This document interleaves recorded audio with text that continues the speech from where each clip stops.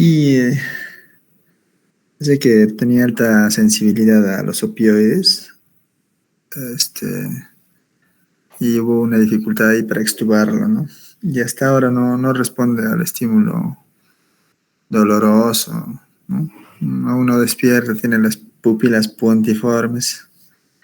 Y bueno, le estábamos vigilando un rato ahí con las enfermeras, ¿no? Porque al tener este trastorno del sensorio todavía al no recuperarse de la anestesia, por así decirlo, y ya está extubado, tiene riesgo de que se pueda aspirar, ¿no? Se puede aspirar y que incluso por este mecanismo de aspiración pueda tener un tema de una complicación, una neumonía aspirativa, ¿no? Entonces, por eso la demora, chicos. Las disculpas del caso. De hecho, esta actividad, el día de hoy, va a ser una actividad corta. Es un tema que en este caso es terapéutica de la neumonía adquirida en la comunidad. Seguramente ya en sus cursos de fisiopatología y han visto estas patologías pulmonares y una de las más comunes y que van a ver en su internado, en sus serums, que es la neumonía, ¿no? La neumonía adquirida en la comunidad. El objetivo de esta charla es que puedan recordar el concepto, diferenciar, ¿no? Que es una neumonía adquirida en la comunidad, que es una neumonía intrahospitalaria, ¿no? Recordar un poquito la fisiopatología, ¿no? La clasificación que hay, las relaciones que tienen de acuerdo a algunos aspectos epidemiológicos, como la edad, por ejemplo, como los agentes causales, ¿no? Que se utiliza bastante para tener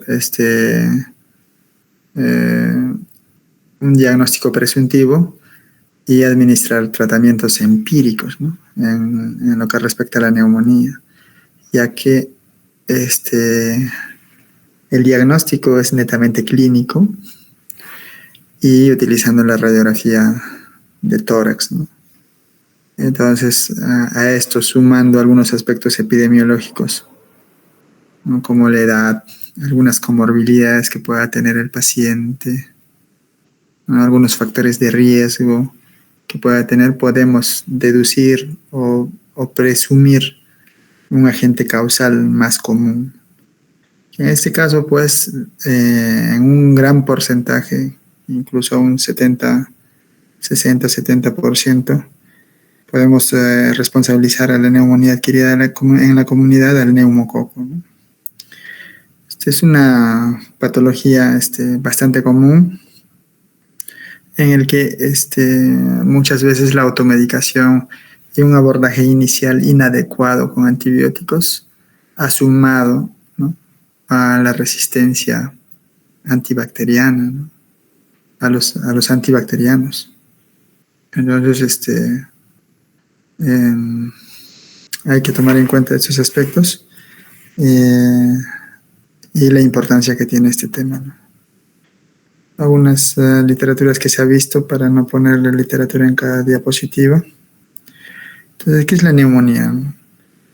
Es una infección pulmonar, aguda que compromete todo el parénquima, ¿no? Los alveolos, el intersticio, la pleura visceral, ¿no?, las vías respiratorias y estructuras vasculares incluso, que puede ser causada por virus, por bacterias u otros patógenos como hongos, parásitos, ¿no? El agente causal puede ser distinto, pero principalmente las bacterias. Entonces, nuestro tema específico es neumonía adquirida en la comunidad, pero cuando hablamos de terapéutica vamos a diferenciar un poquito, ¿no? ¿Cuáles son las diferencias farmacológicas para abordar cada tipo de neumonía, identificando los principales gérmenes que son característicos en cada espacio, ¿no? Entonces, la neumonía adquirida en la comunidad es la adquirida en un ambiente extrahospitalario, ¿no? Un lugar que no es en el hospital, incluye aquellas neumonías que se inician dentro de las 48 a 72 horas de hospitalización. Bueno, para fines de pregunta, 48 horas vamos a considerar el corte, ¿no? 48 horas. Este concepto lo tienen que tener claro. Podemos preguntarlo al final de la clase, por favor. Esta diferencia entre neumonía adquirida en la comunidad y neumonía intrahospitalaria. Entonces, las neumonías intrahospitalarias, ya después de las 48 horas de hospitalizado, incluso hasta los 7 días después del alta, se considera neumonía intrahospitalaria. O sea, las neumonías que inician en este periodo, ¿no? Donde inicia la clínica y el diagnóstico. Entonces, es una línea de tiempo, más o menos gráficamente, diferencia los tiempos de neumonía adquirida en la comunidad y neumonía intrahospitalaria. Entonces, la adquirida en la comunidad es de 72 horas, ¿no? Puede ser 48 horas. Ambas van a ser válidas si es que hubiera la pregunta. Algunas literaturas se cierran incluso en 48 horas. Entonces, hasta las 48 horas de hospitalización, si es que aparece antes, está catalogado como neumonía adquirida en la comunidad. Después de las 48 horas, todo lo que dure la hospitalización X días hasta los 7 días después del alta, vamos a considerarlo como neumonía intrahospitalaria. ¿Ya? Entonces, si más rato preguntamos que un paciente con fractura de fémur fue hospitalizado para tratamiento quirúrgico y luego de haber recibido tratamiento quirúrgico y recuperación, estuvo hospitalizado todavía 2 semanas, luego del cual se le dio de alta, ¿no? Y a los 6 días del alta, comienza con tos, con disnea, con fiebre, ¿no? Taquipnea y malestar general. Entonces, es una neumonía adquirida en la comunidad, una neumonía intrahospitalaria. Entonces, si es que está dentro de este rango del 6º día de alta, así ya no haya sido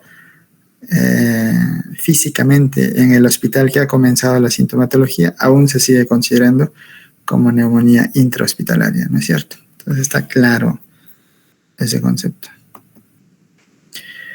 Entonces, la neumonía adquirida en la comunidad hay que prestarle bastante atención porque es una patología de incidencia elevada, ¿no? Hay los casos totales, por ejemplo, el 2025 se habla de 54,000 casos de neumonía en todo el país, resultando en más de 14,000 hospitalizaciones, hasta el momento. Desde la pospandemia, ¿no? 19, 20, 21, 22, se experimenta un alza de los casos en 10%, ¿no? En menores de 5 años y 20% en adultos mayores. Entonces, hay mayor incidencia por las secuelas que pudo haber dejado el SARS-CoV, ¿no? Loreto, Puno, San Martín, Cusco y Cajamarca reportan más casos en menores de 5 años. Y la mortalidad en 2025 en todo el país, vamos en 1,405 fallecimientos por la neumonía adquirida en la comunidad. Entonces, esa mortalidad es que hay que disminuir. Entonces, para hablar de la terapéutica, del tratamiento como tal, en esta patología, así como en otras, es importante ir relacionando la clínica y el agente causal para orientar cierta antibiótico-terapia o tratamiento, ¿no? Entonces, para orientarnos vamos a conectar algunas características clínicas de tipos principales de neumonías, como son las neumonías típicas y las neumonías atípicas, ¿no? Que están relacionadas o correlacionadas con bacterias típicas y bacterias atípicas, ¿no? Y virus respiratorios. Es una presentación típica de una neumonía, casi siempre está relacionada con el Streptococcus pneumoniae. en primer lugar, el neumococo. Luego el Haemophilus influenzae, la moraxella, el Staphylococcus aureus, Streptococcus del grupo A, ¿no? Y bacilos o enterobacilos gram negativos. Entonces pueden hacer algunas bacterias, algunas neumonías típicas, principalmente los primeros. Típicas está la legionela, el micoplasma, neumonía que va a ser también representativo en las atípicas, en los jóvenes, la clamidia, ¿no? La coxiela, y los virus respiratorios que son más característicos en edades tempranas, menores de 5 años, y que en otras edades pueden también hacer neumonías atípicas, ¿no? Como el virus de la influenza, A y B, el SARS-CoV, rinovirus, virus para influenza, adenovirus, el virus sincitial respiratorio. Entonces son las etiologías o los agentes causales más comunes en los principales tipos de neumonías. Entonces, típica y atípica se va a diferenciar clínicamente, ¿no? Y con el rayos X de tórax. Y al diferenciarlo de manera clínica, vamos a orientar, como hemos visto en el cuadro anterior, a los agentes causales más comunes, ¿no? Para más o menos separar el concepto del abordaje terapéutico. Entonces, en la neumonía típica, el inicio va a ser súbito o brusco, ¿ya? Va a tener una apariencia más tóxica que la atípica. En la atípica el inicio es insidioso, lento, no hay una apariencia tóxica. Los síntomas pulmonares en la típica va a ser una tos mucopurulenta, ¿no? Una tos productiva, haber escalofríos, síntomas pulmonares, dolor pleurítico, ¿no? Se va a caracterizar principalmente con síntomas focalizados a nivel pulmonar, ¿no? En cambio, en la neumonía atípica, la tos más bien va a ser una tos seca, persistente, el disnea, y principalmente una de las principales diferencias es que va a haber síntomas extrapulmonares, ¿no? Como puede haber cefalea, dolor articular, dolor abdominal, dolores musculares, ¿no? Entonces, dentro de estas sintomatologías extrapulmonares, podemos también ver eritema multiforme, puede presentarse meningitis bulosa, o sea, tiene como un carácter, una expansión más sistémica en relación a la sintomatología, ¿no? O a la afectación. En cambio, la típica se basa más en la pulmonar, ¿no?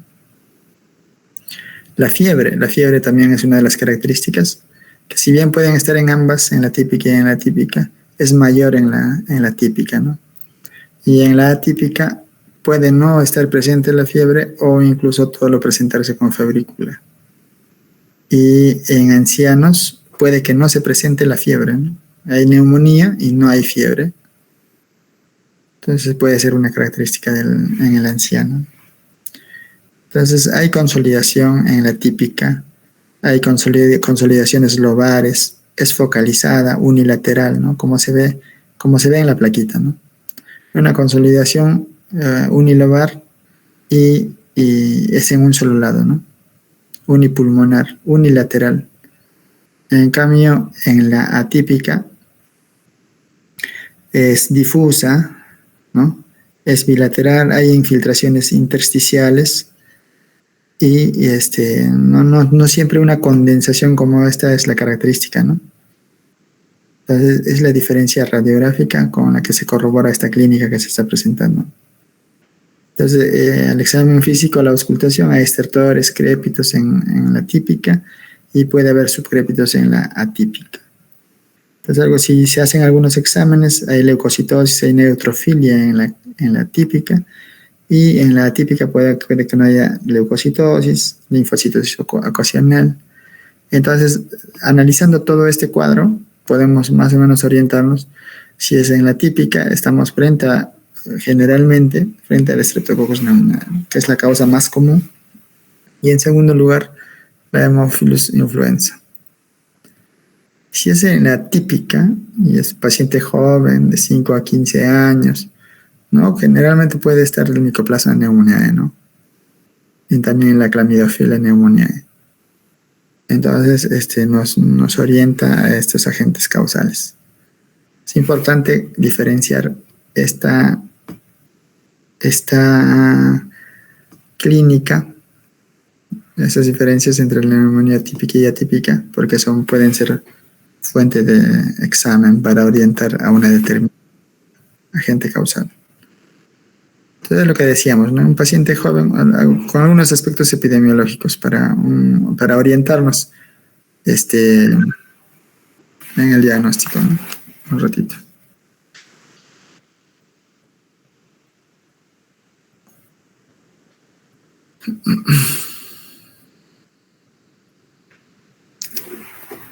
Paciente joven, como vemos acá, ¿no? Hay menores de un mes, de 1 a 3 meses, de 3 a 5 meses, de 5 años a 15 años. Hay una priorización de agentes causales más frecuentes, ¿no? Entonces, acá vamos a ver que en el paciente joven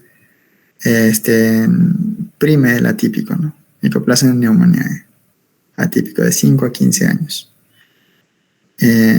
Aunque si ya la clínica pertenece a una neumonía típica en esta edad, el más común es el neumococo, ¿no? Y por encima de 15 años, el neumococo comienza a ocupar el primer lugar en todo, ¿no? Entonces, un adulto, caso clásico, es neumococo. Más de 5 años, neumococo, ¿no? Entonces, entre neumococo y micoplasma está en el paciente joven, ¿no? Las causas más comunes. Entonces, ya vemos que en la neumonía adquirida en la comunidad, o sea, fuera del hospital, extrahospitalario, ya hemos identificado esos principales agentes causales, ¿no? Neumococo, Haemophilus, micoplasma. Pero cuando ya hablamos en una neumonía intrahospitalaria o en una neumonía nosocomial, ya de por sí tiene que venirnos a la cabeza 2 agentes causales, como son la Pseudomonas aeruginosa y la meticilin resistente Staphylococcus aureus. ¿Ya? Entonces, estos 2 agentes causales de por sí ya tienen que venir a la mente, y el abordaje terapéutico tienen que ser dirigidos como para antipseudomonas, como para pseudomonas y para el MERS, ¿no? El tratamiento en pacientes hospitalizados debe adaptarse, identificando factores de riesgo, obviamente, para cada uno. Y aquí hay factores de riesgo, ¿no? Hospitalizaciones recientes, o sea, ya el hecho de que esté hospitalizado 48 horas después, ¿no? Para que entre dentro del intrahospitalario, ¿no? Uso reciente de antibióticos intravenosos, mira, 90 días con antibióticos obviamente predispone a eso. Uso reciente de antibióticos betalactámicos, cefalosporinas. EPOC predispone a ambos. Abscesos pulmonares o empiema, que son complicaciones frecuentes de la misma neumonía, ¿no? Exposición reciente a corticoides inhalados, inmunosupresión, inmunodepresión, uso de sustancias intravenosas, bronquiectasias, estancia en un hogar en adultos mayores, ¿no? Fibrosis quística. Entonces, esos factores, además de que ya está ubicado dentro del tiempo de hospitalario y ya tenemos que pensar en estas 2 etiologías y ubicamos cualquiera de estos factores de riesgo, entonces hay que pensar en un tratamiento empírico dirigido a pseudomonas y a Staphylococcus aureus. Ya, y eso en el caso de que estén hospitalizados, ¿no? Y si aparte de estar hospitalizado, o sea, todavía es un paciente crítico, está en ventilador mecánico, está en UCI, obviamente aumenta el riesgo de neumonía y la mortalidad de esta neumonía, ¿no? Entonces, si tenemos un paciente en ventilador mecánico y hay un aumento súbito de secreciones, moviliza mayores secreciones, y aparte puede hacer fiebre y la otra clínica, ¿no? Estamos hablando de una neumonía asociada a ventilador. Y 10% de las neumonías intrahospitalarias están relacionadas con la neumonía asociada al ventilador y obviamente aumenta la mortalidad. Por eso, cuando se trabaja en UCI, hay algunas medidas que hay que tomar, factores para disminuir neumonía asociada al ventilador, ¿no? Es un flashcard de Villamedic, más o menos lo resume, ¿no? Relacionado a 3 actores, en este caso el equipo de salud, factores relacionados al mismo paciente, a los insumos. El equipo de salud está de más decir que la higiene de manos es importante en la atención de paciente a paciente. Protocolos de sedación adecuada, entrenamiento adecuado del ventilador mecánico, ¿no? El equipo de salud tiene que estar capacitado en estas cosas, ¿no? El paciente debe estar semisentado, ¿no? De 30 a 45 grados para disminuir este riesgo de neumonía. Ácido bucal cada 6 a 12 horas, clorexidina 0.12 a 0.2%, evitar extubación y reintubación. Este es un factor bastante negativo, ¿no? Extubar cuando el paciente todavía, o sea, no está adecuadamente extubable, o hacer una mala decisión de este momento, ¿no? Y reintubarlo es un factor de riesgo para esta neumonía. Presión del CAF, ¿no? De 20 a 30 centímetros de agua, este es el CAF del tubo endotraqueal. Evitar cambios de tubuladuras programadas. Entonces, con todos estos factores deben prevenir las neumonías asociadas al ventilador, ¿no? Entonces, por ejemplo, en alguna pregunta se le puede decir, ¿no? ¿Cuáles son los factores que usted considera que sean asociadas al paciente para disminuir el riesgo de neumonía en un paciente intubado? Entonces, la posición, el aseo, evitar la extubación y reintubación. Hay que aprenderse esos factores, ¿ya? Otros aspectos como el alcoholismo, el ACV, las drogas, ¿no? Todas estas tienen que ver con disminución del sistema inmune y también disminución del sensorio, que puede relacionarse a la pérdida del conocimiento, a la aspiración, ¿no? Del contenido gástrico. Entonces, se relaciona cuando en algún caso ya les preguntan paciente con antecedentes de alcoholismo, ¿no? O ACV, o uso de sustancias psicotrópicas, ¿no? Fentanil, propofol. Entonces, van a estar relacionadas con neumonía por aspiración, que puede complicarse en abscesos, ¿no? Porque esta neumonía por aspiración está relacionada con anaerobios, también con otros gérmenes, ¿no? Como el Streptococcus pneumoniae, que está en todas, el Haemophilus. Pero si es cuestión de preguntas, relacionarlo con anaerobios, ¿no? Hace poco hubo un caso en Colombia de una chica de 23 años que parece que estaba en su cumpleaños y aceptó un reto, ¿no? De tomar 10 distintos tipos de tragos. Entonces, o sea, el reto era tomar 10 distintos tipos de tragos, no sé, para ganar algo, no sé, más tragos para el grupo, no sé. Entonces la chica, al aceptar, primero, como eran tragos, entiendo, muy fuertes, y la cantidad de alcohol que ha ingerido en tan poco tiempo hizo que pierda el conocimiento, ¿no? Describen como un desmayo, ¿no? Y no lo toman tan en serio, supongo. Y ese reto lo habría hecho precisamente luego de comer, ¿no? En una fiesta se come, hay bocaditos, tomas trago y tienes el estómago lleno, ¿no? Una pérdida del conocimiento con estómago lleno y con una intoxicación, en este caso alcohólica, y que también puede causar relajación de los músculos, ha hecho que haya una regurgitación del contenido gástrico, ¿no? O sea, un primer auxilio en este caso sería proteger la vía aérea, ¿no? Ponerlo de costado al menos. Entonces han visto que ha vomitado, la boca se ha llenado de contenido gástrico, de vómitos, de líquidos, etc. Y todos más bien se han asustado, nadie le ha atendido hasta que lleguen los paramédicos, ¿no? Se ha aspirado.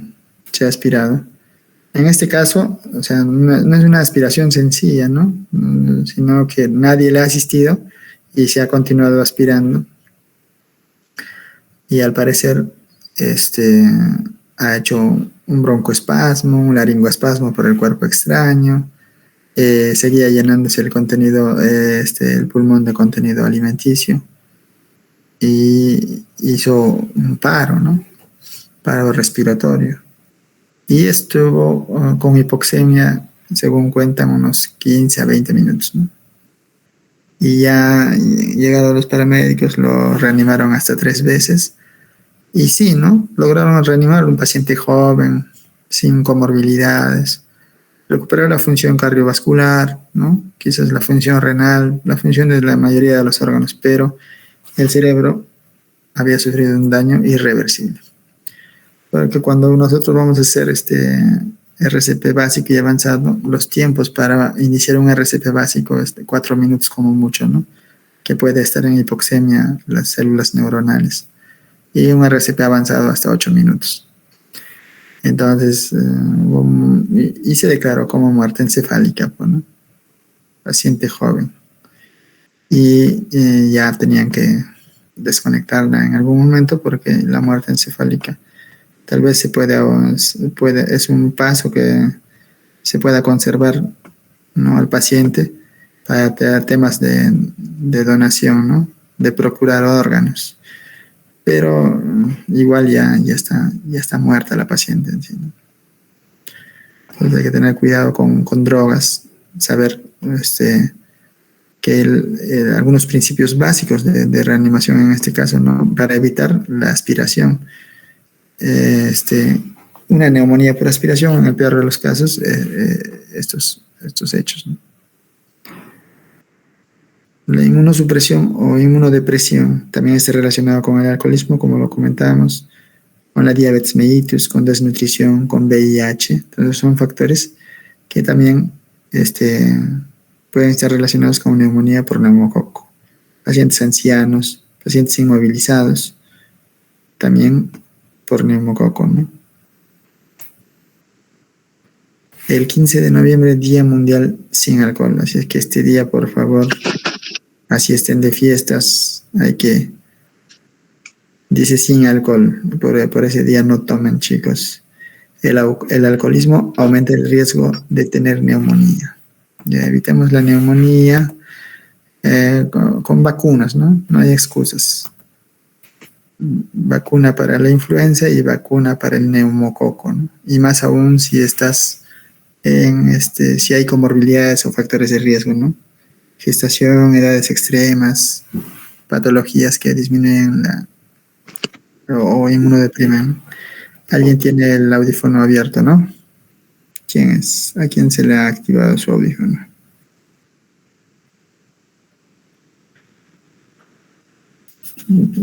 ¿Están ahí, chicos? ¿Estamos? ¿Estamos todavía? Sí, doctor. Me parece que nadie, doctor, era que revisa los micros. Ya. Entonces, cuando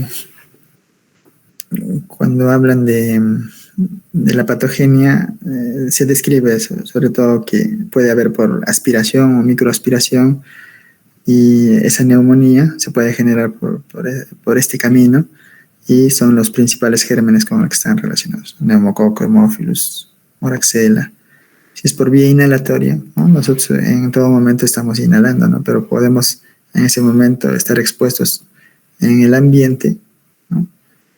Algunos gérmenes, y con un sistema inmunológico tal vez deprimido, o con alguna afección pulmonar crónica, una comorbilidad pulmonar, que también puede hacernos susceptibles a neumonías por micoplasma, por legionela.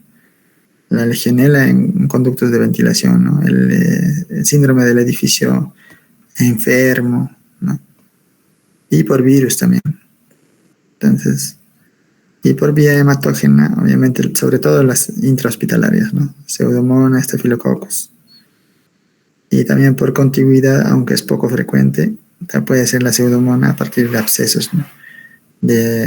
Cercanos al pulmón, que pueden también generar una neumonía. Entonces, si hay alguna pregunta en relación a la etiología más frecuente, los tres primeros, ¿no? Los tres primeros se preguntan. Y todo este proceso fisiopatológico de la neumonía pues pasa por etapas, ¿no? Por etapas que ya ustedes conocen. Se puso esto para más o menos diferir la clínica con la evolución que pueda estar teniendo esta neumonía, ¿no? Hay una primera etapa de, de congestión o fase congestiva o fase inicial, ¿no? Donde hay exudados, hay ingurgitación vascular, hay bastante líquido intraalveolar. Entonces, eso va a estar relacionado con los crépitos, ¿no? En el examen clínico, en esta primera etapa que solo puede llegar a durar 1 o 2 días, van a encontrar los crépitos típicos de la neumonía, ¿no? Pero cuando ya está en una fase de hepatización roja o hepatización gris, al examen físico sobre todo van a encontrar las vibraciones vocales, ¿no? Hepatización roja que dura de 3 a 4 días, hepatización gris que dura de 5 a 7 días, ¿no? La roja que sobre todo ese exudado intraalveolar hay presencia de glóbulos rojos, ¿no? Por eso puede aparentar como una hepatización roja, ¿no? Entonces en la gris sí hay exudado, fibrinoso, supurativo, pero esos glóbulos rojos ya se van desintegrando, ¿no? Entonces hay neutrófilos, ¿no? Y no se encuentran ya bacterias en el espacio alveolar. Entonces la etapa de resolución, que es la última, que puede comprender entre los 8 días hasta la semana 4 incluso, todavía se puede encontrar tos en este proceso, e incluso el rayos X de tórax podría parecer todavía patológico, ¿no? Pero ya es una etapa de resolución y con el tiempo, así el paciente les diga, hay un control de rayos X y parece patológico, entonces explicar que puede ser así, ¿no? Hasta las 4 semanas. Es una etapa resolutiva, hay más, predominan más macrófagos, ¿no? Hay una digestión enzimática, ¿no? Del contenido fibrinoso, de todo lo que resta, ¿no? Entonces, esto también hay que recordarlo, ¿no? Esto lo han hecho en fisiopatología, sobre todo para determinar la clínica y la duración normal de un proceso de neumonía.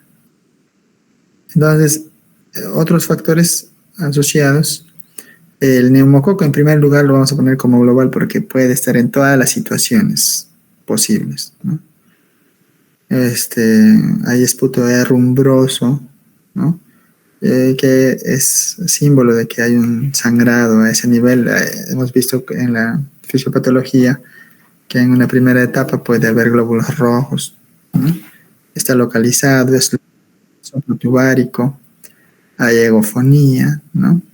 Egofonía, un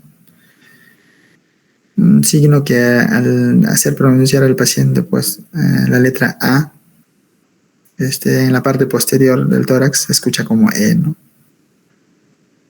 Entonces, las enfermedades que pueden estar relacionadas cuando hay inmunosupresión, esplenectomía, VIH, influenza, enfermedad renal crónica, pueden ser patologías que estén relacionadas con esto. Casi siempre después del neumococo, como segundo lugar, vamos a considerar el Haemophilus influenzae. Y la imagen característica es en parches, ¿no? Y el EPOC puede ser la enfermedad que esté relacionada con el Haemophilus influenzae.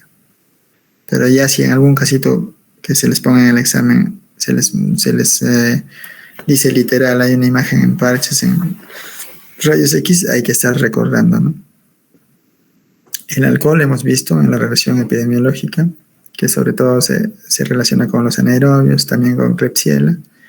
En anaerobios, en la imagen en rayos X, casi siempre va a haber niveles hidroaéreos, y en Klebsiella sobre todo va a abordar la afectación, va a ser a nivel de los lóbulos superiores, ¿no? Un lóbulo superior. Entonces se le denomina también neumonía pesada. Y se habla en el caso clínico de un esputo en jalea de Grosselia, también es característico de Klebsiella, ¿no? Y obviamente alcoholismo es relacionado con el alcohol. No hay bronquiectasia, fibrosis quística, acá podemos sumar EPOC, ¿no? Tratamiento antibiótico prolongado, es pseudomonas. Ya, pseudomonas siempre va a estar relacionado, y lo hemos visto en los factores de riesgo. Y clínicamente puede haber presencia de un esputo verdoso, más todas esas cosas, pseudomonas, ¿no? Y está relacionado con estas patologías que dejan secuelas pulmonares destructivas, ¿no? Donde hay uso de drogas parenterales, sobre todo relacionadas a punciones constantes, frecuentes, incluso sin desinfección, o sea, un punto de partida de la piel dérmico hacia lo sistémico, podemos estar pensando en Staphylococcus aureus, ¿no? Y el estafilococo casi siempre está relacionado con cavernas, con huecos en esa radiografía, bulas, puede haber nivel hidroaéreo, ¿no? Y se porta como una neumonía atípica.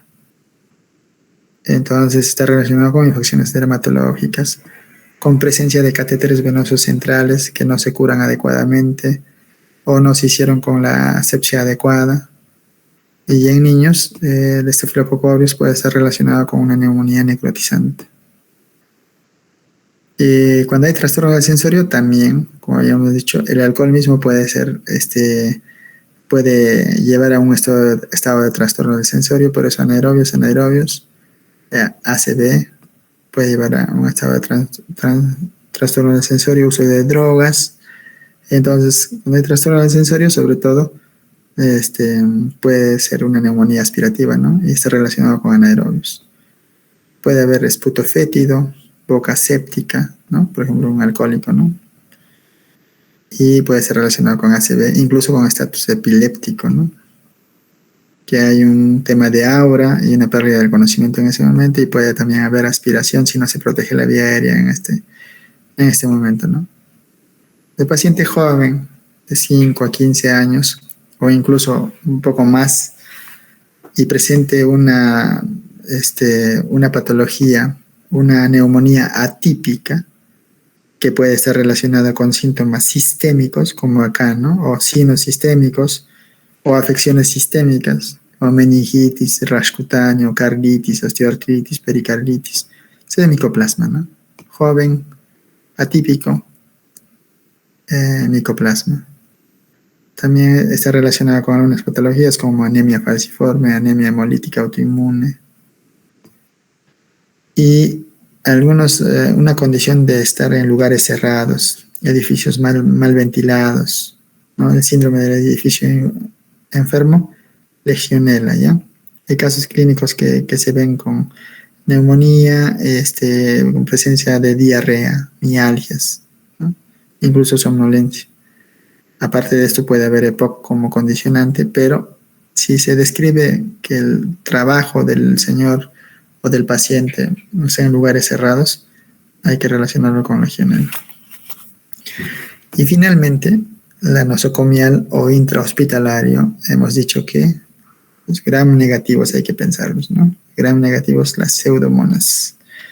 Y también el Staphylococcus aureus, meticilin resistente.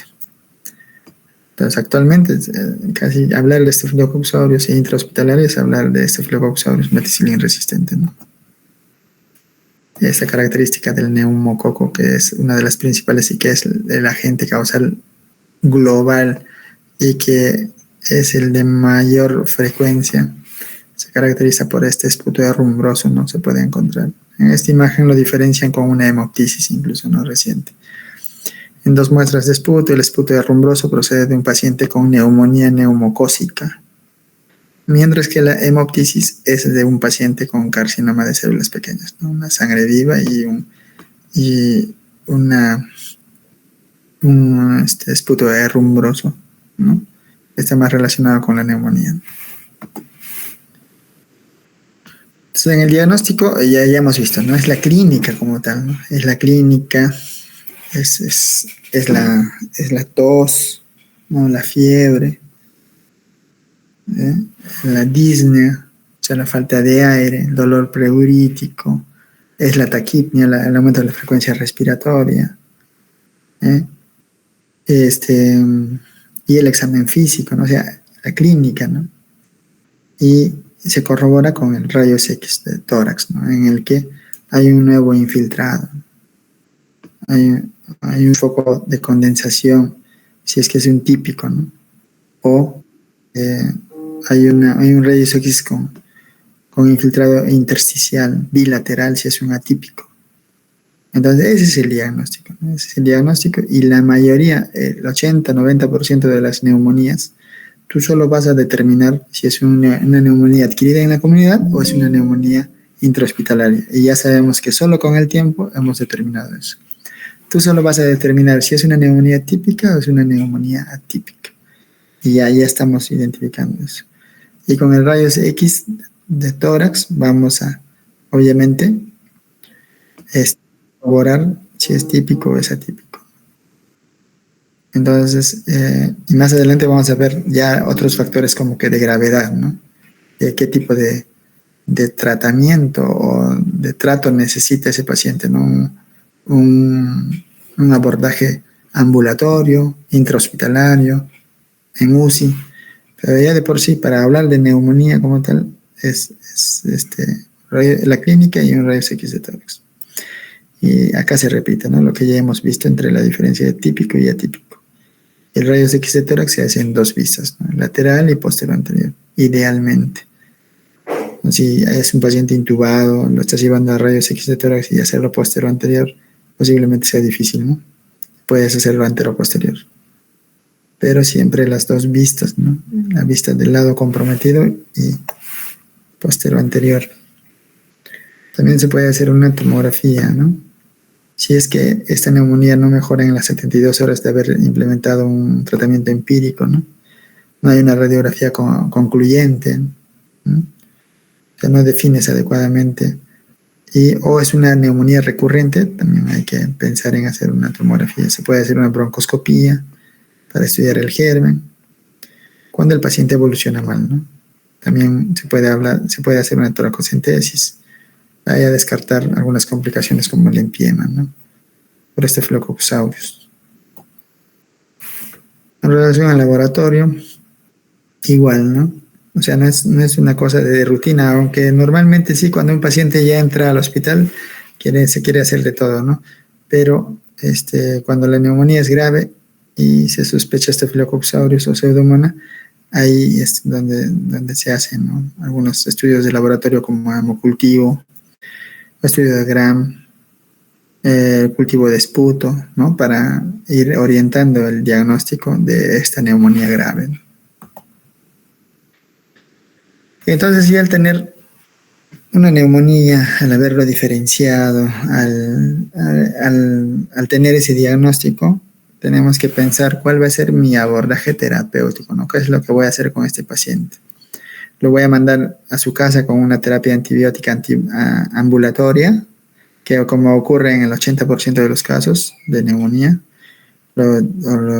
Decidiré un manejo intrahospitalario, posiblemente, como ocurre en el 15%, o este paciente tiene que pasar a shock trauma y posiblemente se va a quedar en UCI intubado, como ocurre en el 5% de los casos.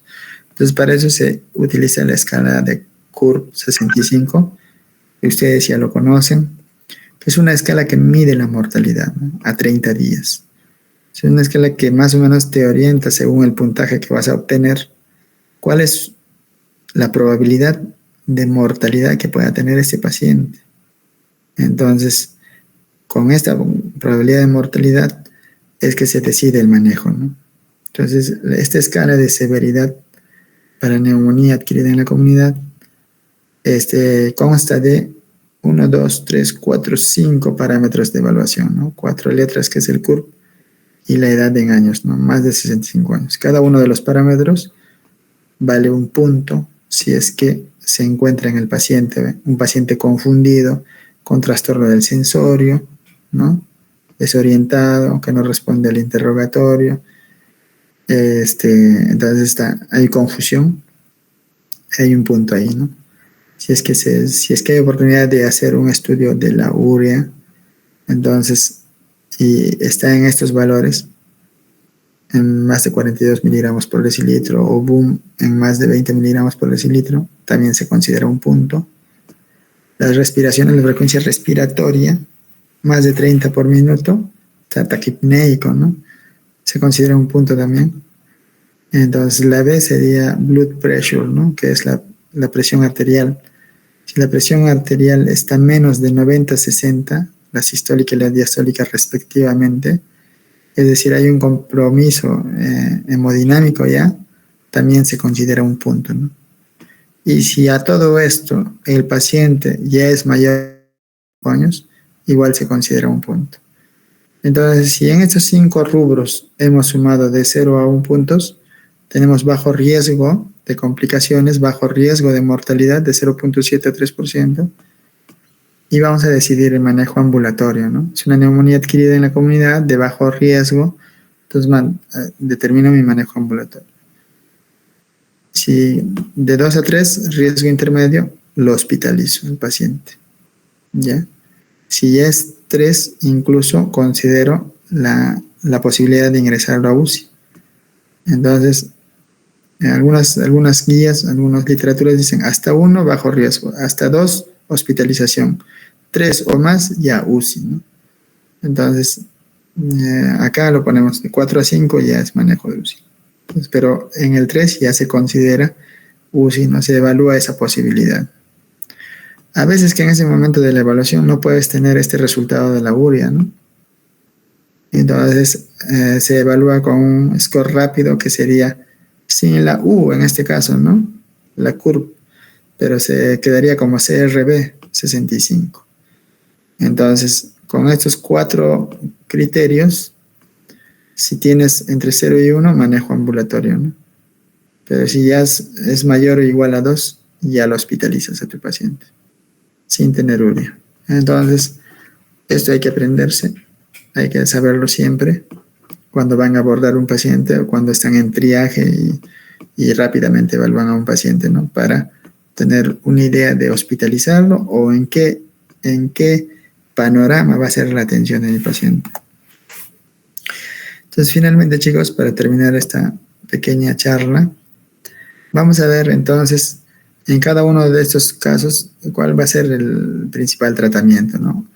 Ahora hay nuevos fármacos, hay guías, por ejemplo, el Sanford estaba viendo el 2025, pero casi todos todavía coinciden, ¿no? con estas recomendaciones de terapia antibiótica. En este caso, en la terapia, ya hemos clasificado en 3 escenarios, ¿no? A una neumonía adquirida en la comunidad, en el que tengo que poner una terapéutica antibiótica ambulatoria.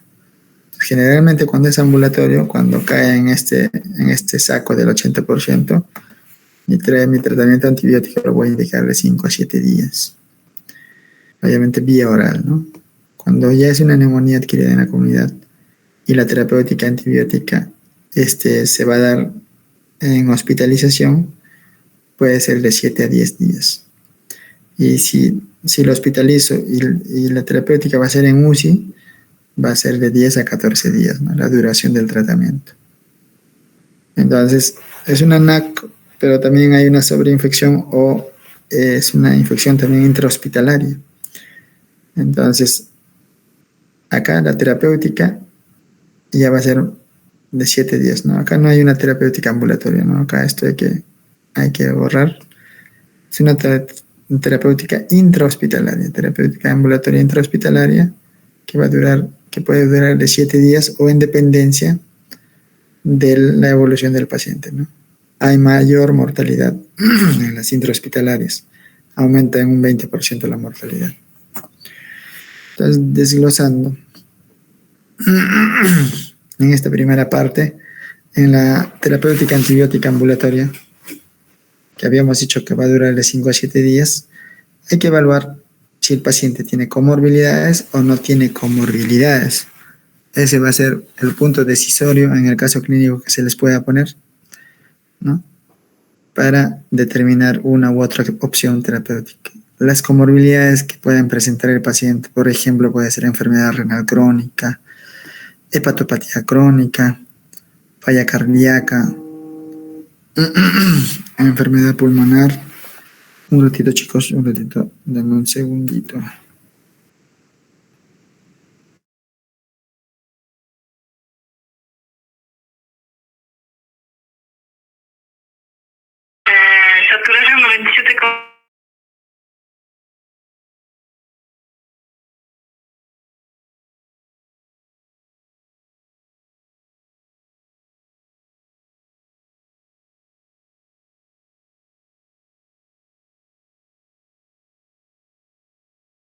A ver si lo despertamos, ¿eh? Ya. Sí, pero nos vamos que está ya bien sus funciones vitales. Ya. Ahorita voy. Ya.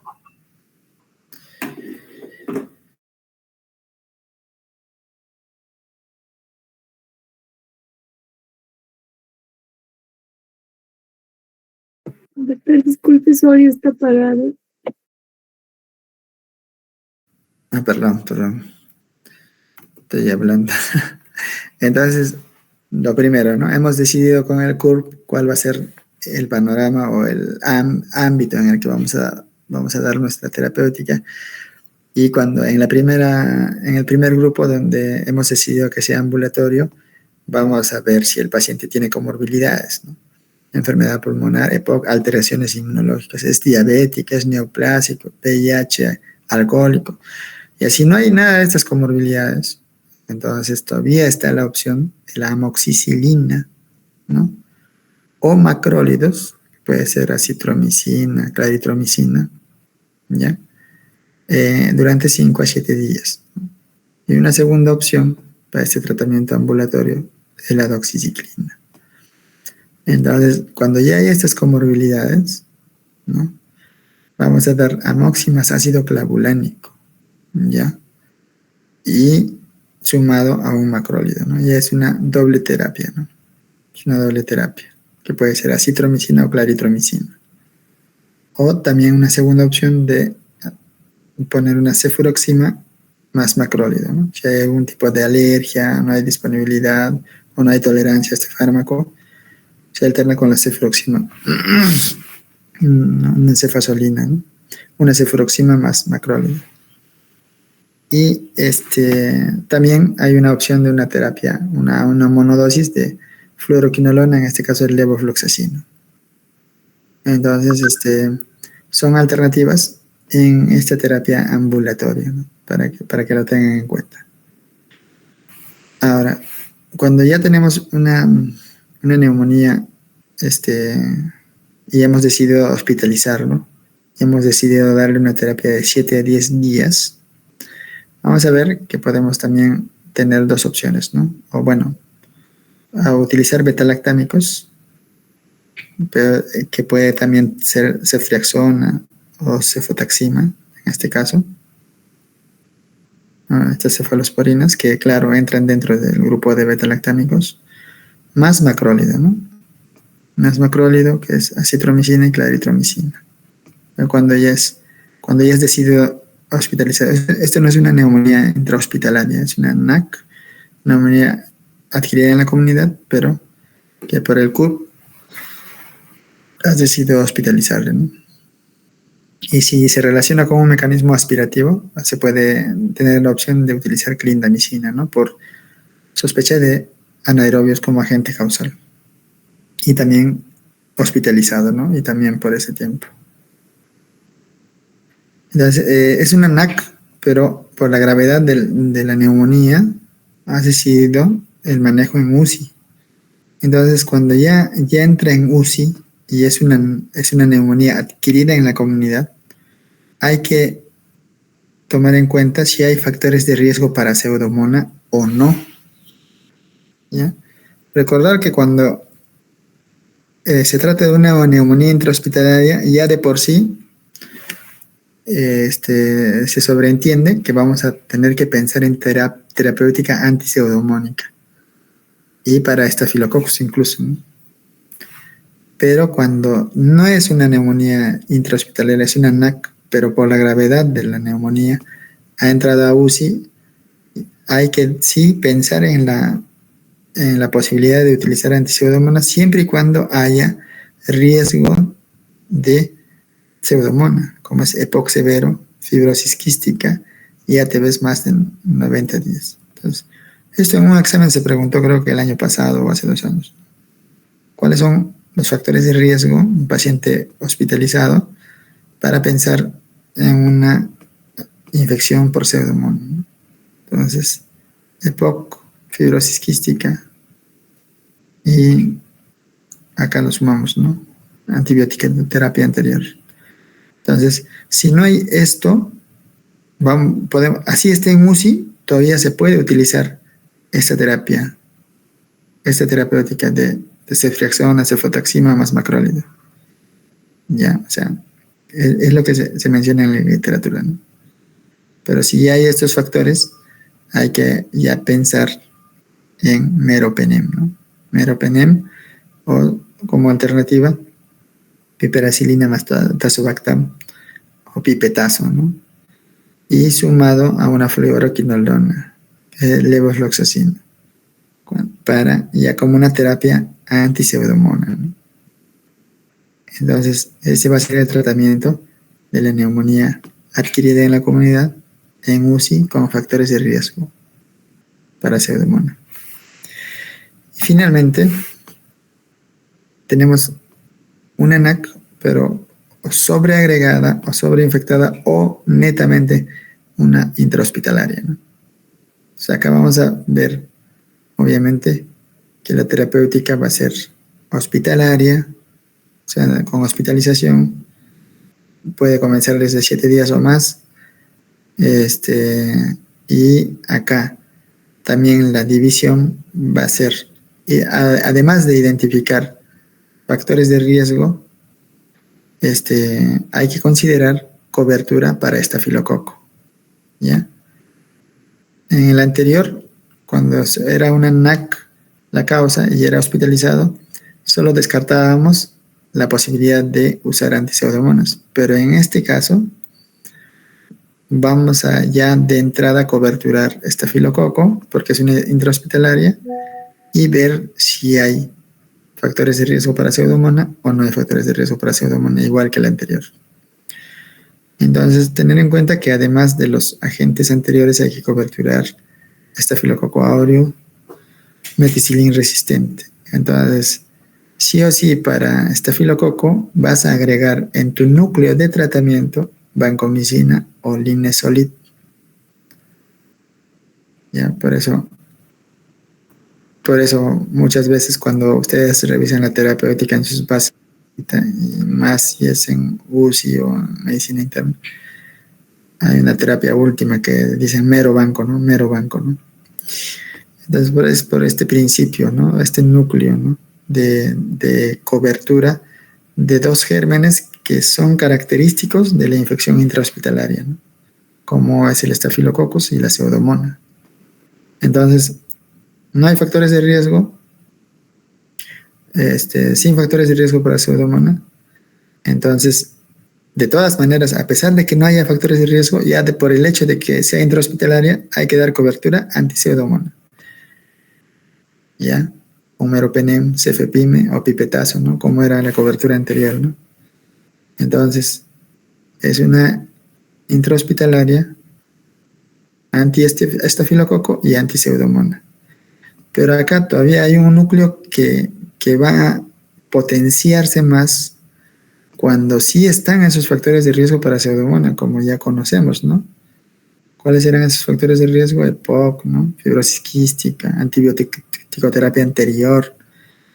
Entonces, es intrahospitalaria. ¿Hay factores de riesgo? Vas a agregar a este tratamiento anti-pseudomonas un segundo refuerzo anti-pseudomonas, que puede ser del grupo de los aminoglucósidos, en este caso amicacina, o del grupo de las fluoroquinolonas, levofloxacina. Entonces, ya sería una terapia triple, como se pone en el ejemplo, ¿no? Ejemplo, un paciente en ventilación mecánica, ¿no? Con aumento de secreciones, o sea, hay antecedentes de bronquiectasia por EPOC. Acá, por ejemplo, puede que haya entrado ese paciente directo a UCI con una neumonía grave a partir de una NAC, o puede que haya sido una neumonía intrahospitalaria, no nos especifica, pero está en UCI. O sea, la mortalidad relacionada al ventilador mecánico se potencia, aumenta. Hay una neumonía que se está diagnosticando porque dice, comienza con aumento de secreciones y posiblemente no sabemos desde cuándo ha sido la ventilación mecánica, pero lo que sí es que se está diagnosticando esta neumonía, ¿no? Relacionada al ventilador, y además hay factores de riesgo para pseudomonas, bronquiectasia por EPOC. Entonces, es una intrahospitalaria con factor de riesgo para pseudomonas. Entonces, de entrada le ponemos un antiestafilococo, una antipseudomonas y el segundo refuerzo, que en este caso sería un aminoglucósido, ¿no? Para coberturar este paciente, ¿no? O sea, sería una terapia doble. Entonces, eso principalmente, chicos, es la terapéutica de la neumonía adquirida en la comunidad. Acá tienen que saber que hay algunas complicaciones bastante frecuentes, como el empiema, absceso pulmonar, ¿no? Y la neumonía necrotizante, ¿no? Y que el diagnóstico es con la tomografía axial. Entonces, una de las complicaciones más frecuentes, obviamente, es el absceso pulmonar. Habíamos dicho ya que está relacionado con anaerobios, ¿no?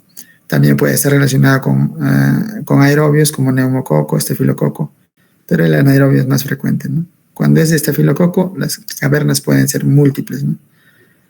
También puede haber parásitos, hongos como agentes causales, ¿no? Entamoeba histolítica, aspergillus, histoplasma. O sea, hay factores de riesgo, por ejemplo, la aspirativa, la obstrucción bronquial, crecimiento bacteriano orofaringeo, deterioro y aclaramiento del moco, la inmunosupresión, que en todos está. Entonces, son los factores de riesgo para que se pueda complicar esa neumonía, ¿no? La clínica puede ser agudo o crónico, no menos de 6 semanas agudo, más de 6 semanas crónico. Hay fiebre, hay esputo maloliente, sudor nocturno y el examen físico, matidez de esa área afectada, ¿no? A la percusión. En diagnóstico, gold estándar la TAC con contraste. Puede ser también cultivo, sangre, esputo, lavado del árbol bronquial, y hay que buscar, ¿no? Para el diagnóstico en estos lugares, ¿no? Lóbulo medio, segmento superior del lóbulo inferior. Y el tratamiento puede ser como empírico, ¿no? De 3 a 6 semanas. Ampicillin, carbapenem, clindamicina. Y también intervencionismo, ¿no? Broncoscópico, percutáneo. Y las complicaciones, también puede haber antibiótico empírico, ¿no? De 3 semanas en empiema y fístula broncopulmonar. Entonces, esto como principal complicación de la neumonía adquirida en la comunidad, ¿ya? Chicos, eso era lo que quería traerles. Apréndanse sobre todo las relaciones de agente causal con los aspectos epidemiológicos para determinar qué tipo de neumonía es, típica o atípica. Luego, determinar el aspecto terapéutico con el CUR, que es lo que quiero que se aprendan para fines de este curso, y la terapéutica, ¿no? Para cada uno de los aspectos. ¿Algún comentario? ¿Alguna pregunta?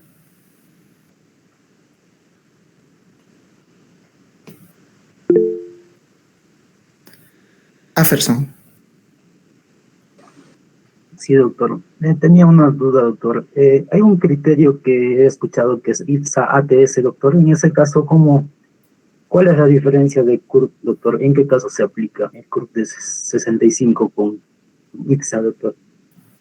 No, hay varias escalas. La verdad, esa escala no la he revisado, pero para fines de este curso y para fines de lo que van a hacer en sus serums, el CURP 65 es el que está incluso, es el que se está utilizando actualmente para una clasificación rápida. Tú puedes tener varias escalas, ¿no? Para orientar gravedad, pero para fines del examen vamos a utilizar el CURP 65. ¿Algún otro comentario?